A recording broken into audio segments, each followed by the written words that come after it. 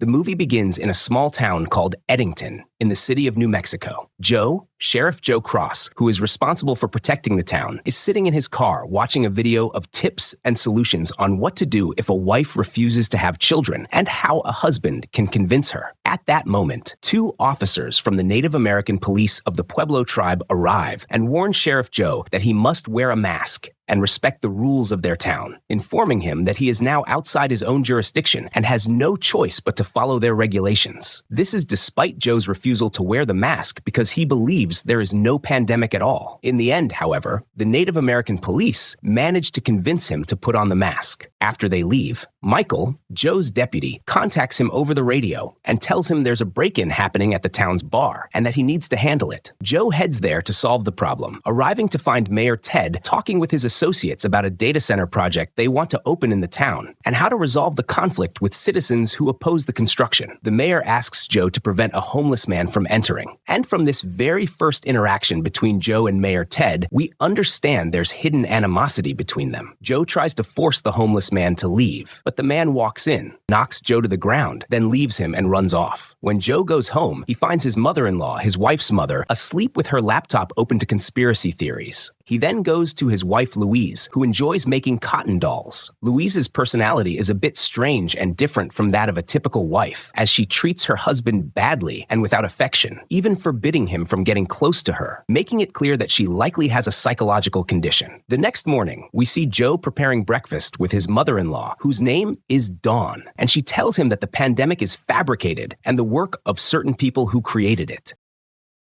And when they sit down to have breakfast with Louise, we discover that even Louise believes there is no pandemic at all and that the government's fabricated it for a certain reason. And I'm sure you understand which pandemic I'm talking about, dear viewer. I'm talking about the pandemic that happened in 2019. The important thing is that from their conversation, we learn that Mayor Ted Garcia is running for re-election and wants to build a data center, and the whole family opposes the idea, with it being clear that Dawn harbors feelings of resentment and hatred toward Ted Garcia. Joe goes about his day, and on his way, he comes across a supermarket worker refusing to let an elderly man inside because he isn't wearing a mask. Joe steps in and insists the man be allowed in, explaining that he's elderly and the mask would make it hard for him to breathe.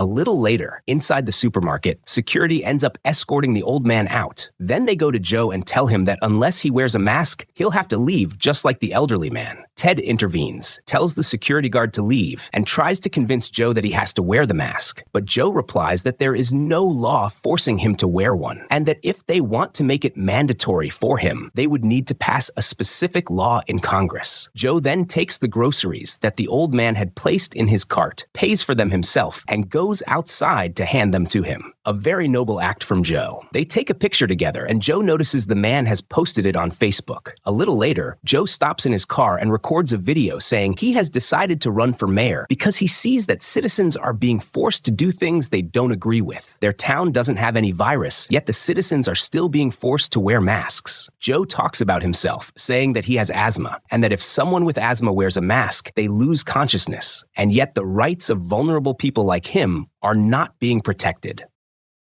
Joe arrives at the police station and talks with his deputies, Michael and Jay. He writes on the whiteboard that they need to come up with a slogan like the one Ted has and tells them they'll be running his election campaign right there from the station. Joe asks Jay to buy a doll from his wife's online shop, and we learn he does this as a way of emotionally supporting her so she doesn't feel like a failure. Of course, his wife Louise has no idea he's the one buying her dolls. A little later, Ted comes to Joe to try to convince him to drop out of the election, telling him this isn't his game, that politics is different from police work and has its own people. But Joe tells him, "You're corrupt, Ted. You've corrupted this whole town, and I'm the one who's going to save it from your corruption." The situation almost escalates into a fight between Joe and Ted, but Joe keeps his composure and tells Ted he used to think he was a good man, but that's not true, and that he feels he's better than Ted, which is why he's running for office. A little later, Ted talks with his assistant, who tells him Joe must hate him because he assaulted Joe's wife back in high school. But Ted says he never touched her in his life. There was one time he tried to get close to her, but she pulled away. He swears he never touched her and never assaulted anyone, and insists his assistant believe him. And with that, dear viewer, we understand the reason behind the hostility between Joe and Ted. So hit the like button, subscribe to the channel, and let me know in the comments if you've made it this far. Joe then sees his son Eric wanting to take the car and go to a party, so he stops him, warning that doing so could damage his reputation and harm the campaign. The last thing they need is for people to say the mayor's son isn't taking precautions and is attending parties and gatherings. In the end, though, Ted agrees to let his son take the car because Eric wants to impress a girl he likes named Sarah. Back at the police station, Joe and his deputies are watching Ted's campaign video, still brainstorming an appealing, catchy slogan they can use for Joe's own campaign.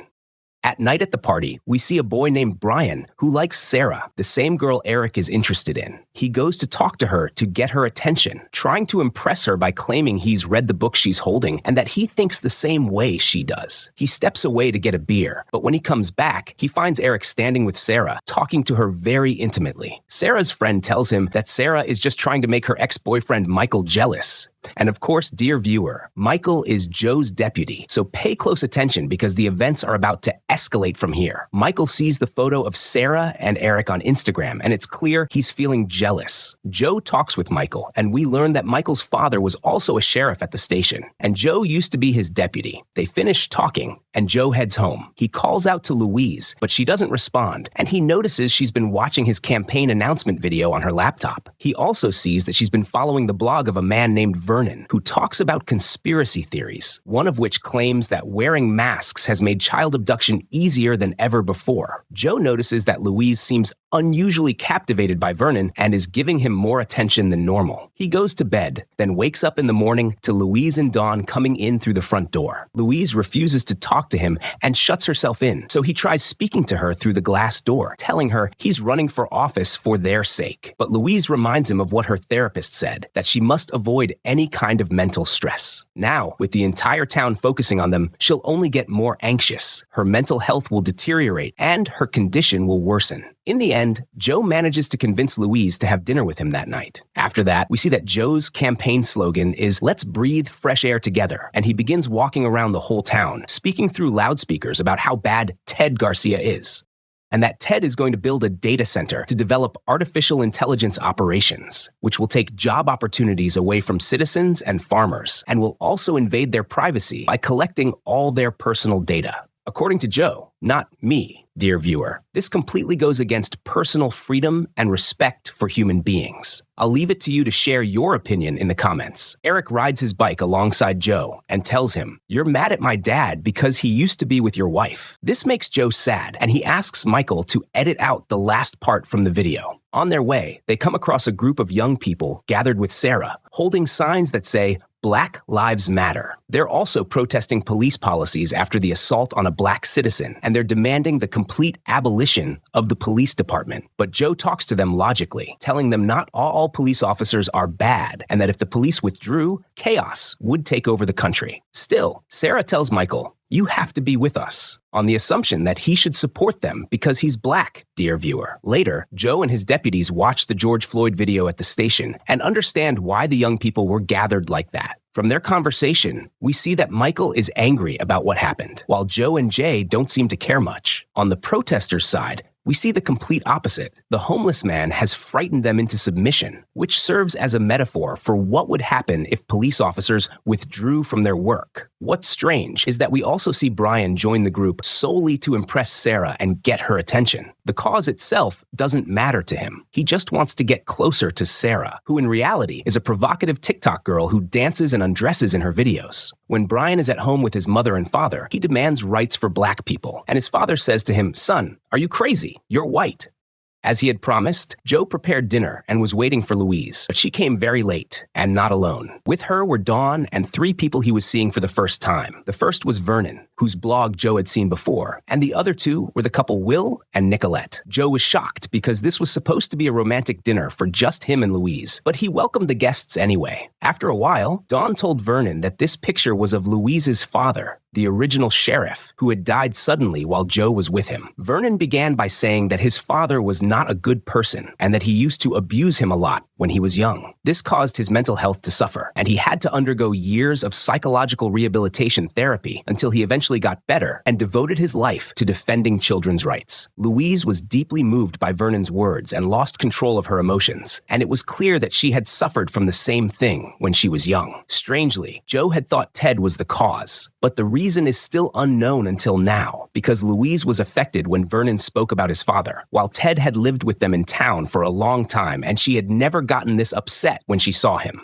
At the end of the evening, Joe saw Vernon hugging Louise. When Joe tried to hug her while she was next to him in bed, she refused. And what was strange was that she allowed a stranger to hug her, but not her husband. The next day, Joe saw a larger gathering of young people calling for freedom and Black Lives Matter. So he went to the station to get Jay and Michael and returned to the citizens who were holding a protest. When he spoke with Eric and Sarah, both of them demanded the dismissal of the corrupt police department and the defunding of it. Joe told them there was no funding in the first place to cut. Sarah went to Michael to try to convince him to leave the evil, corrupt police department, saying that he was Black and should support his Black brothers. Michael was somewhat affected by their words, but in the end, he continued his work, despite Sarah pleading with him many times to join them.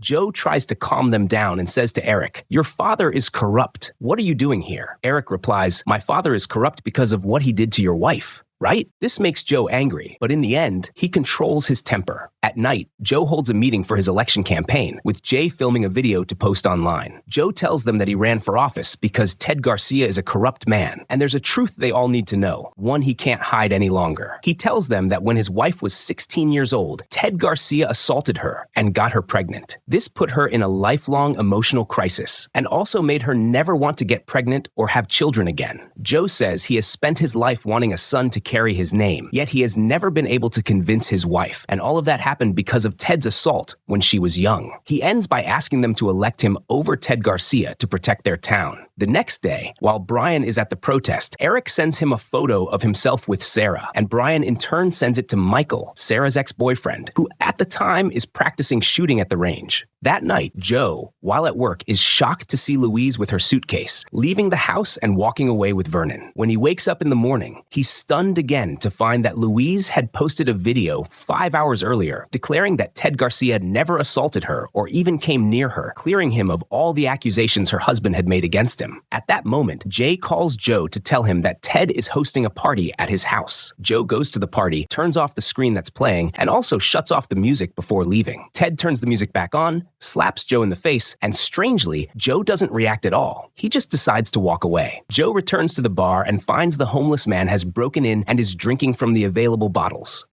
Without warning, he grabs his gun and takes him out, then starts closing up the bar and removing all the evidence from the scene. Joe does this with incredible professionalism, even throwing the homeless man into the river. That night, while Ted is sitting at home, he notices Sarah's bag, Eric's friend, on the table in front of him. Suddenly, a sniper takes a shot and kills him. His son Eric is shocked by what he sees, but he too is hit by a bullet, ending his life just like his father's. We then see that the sniper is actually Joe, who ended both of their lives in an instant.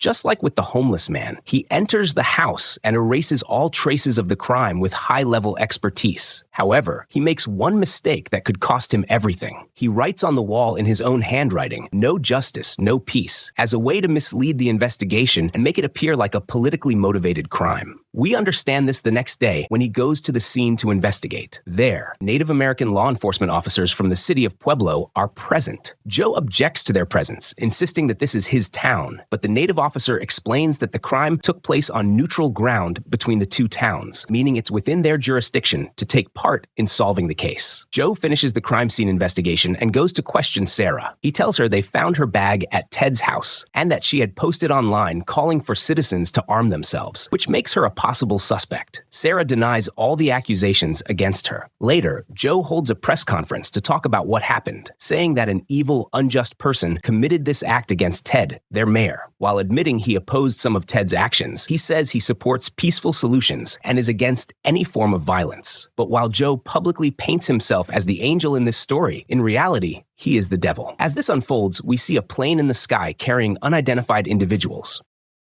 The next day, Joe sees the Native American officer conducting some investigations in town. When Joe arrives at the police station, the Native officer, whose name is Jimenez, catches up with him in a patrol car, photographing the vehicle's tires. This is because he had found tracks from a four-wheel drive vehicle at the sniper's location, along with shell casings he discovered there. At the same time, Brian tells Joe and Jay that he sent the photo of Eric and Sarah to Michael, which means Michael might have gotten jealous and decided to take them out. After Brian leaves, Jay convinces Joe that Michael is indeed the one who committed the crime. Since he had the motive, he could get revenge on Eric, and at the same time, the path would be clear for Joe to win the election, allowing Joe to appoint Michael as sheriff in his place. Naturally, Joe doesn't oppose the idea and feels like it's been handed to him on a silver platter. Joe goes to interrogate Michael, who is surprised that they suspect him. When Joe opens Michael's messages, he asks about the one Brian sent him and why he was near the shooting location close to where Ted was gunned down that same day. When they search Michael's vehicle, they find the sniper rifle inside. Officer Jimenez enters and supports the theory. Joe then asks him to search Michael's car thoroughly, and indeed, Jimenez finds Ted's expensive watch in it. Michael is arrested and placed in the police station's holding cell. Just when Joe reassures himself that suspicion has been lifted from him for good, Jimenez suddenly notices handwriting on the station's whiteboard that looks very similar to the one found at Ted's house. He bolts out of the station, and Joe follows him in his car, keeping an eye on him. Jimenez heads to Joe's house, but Dawn stops him from going inside, something Joe watches on his phone through the surveillance camera.